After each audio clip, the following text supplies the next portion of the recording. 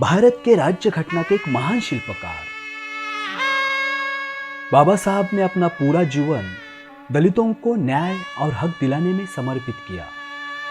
भीमराव रामजी आंबेडकर जी का जन्म 14 अप्रैल 1891 में एक सामान्य कुटुंब में हुआ। उन्होंने अपना प्राथमिक शिक्षण गांव में किया और उसके बाद आगे की पढ़ाई के लिए वह अपने परिवार के साथ बंबई आ गए। बंबई में स्थित एल्फिस्टन कॉलेज में अपना उच्च शिक्षण पूर्ण किया। आगे जाकर उन्होंने न्यूयॉर्क स्थित कोलंबिया यूनिवर्सिटी में अर्थशास्त्र में एमए की पदवी ली और फिर डॉक्टरेट भी किया। बंबई के सिडनेम कॉलेज में नौकरी कर उन्होंने कुछ पैसे इकट्ठा किए और फिर लंदन जाकर बैरिस्टर की पदवी हासिल की। सन 1924 में बंबई के हाई कोर्ट में उन्होंने वकालत का काम शुरू किया। विधानसभा के सदस्य बनने के बाद उनका सामाजिक सफर शुरू हुआ। दलितों के उद्धार के लिए उन्होंने कई आंदोलन और सत्याग्रह किए, जैसे कि चौदार तालाब में दलितों को पानी मिलने का हक, दलितों को मंदिर में प्रवेश मिलने का हक। ऐसे अनेक सत्याग्रह में वह यशस्वी हुए।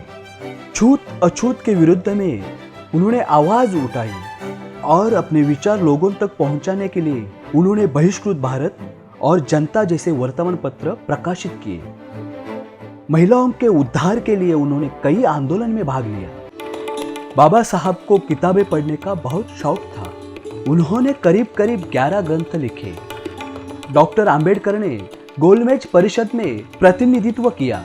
वहां उन्होंने हरिजनों के लिए अलग आरक्षण का प्रस्ताव रखा और आगे जाकर हरिजनों को आरक्षण मिला।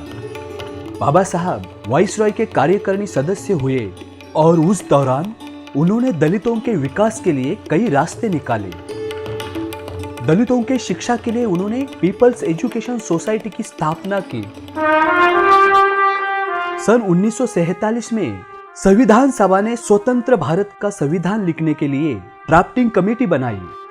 उसमें भारत के केंद्रीय कायदा मंत्री डॉक्टर बाबा साहब आंबेडकर को अध्यक्ष चुना गया और उनके अध्यक्ष पद के तहत स्वतंत्र भारत का संविधान बनाया गया। स्वतंत्र भारत में छूत अछूत का खात्मा हुआ। इतना ही नहीं बल्कि छूत अछूत मानना गुनाह ठहराया गया और बाबा साहब के विचारों की जीत हुई।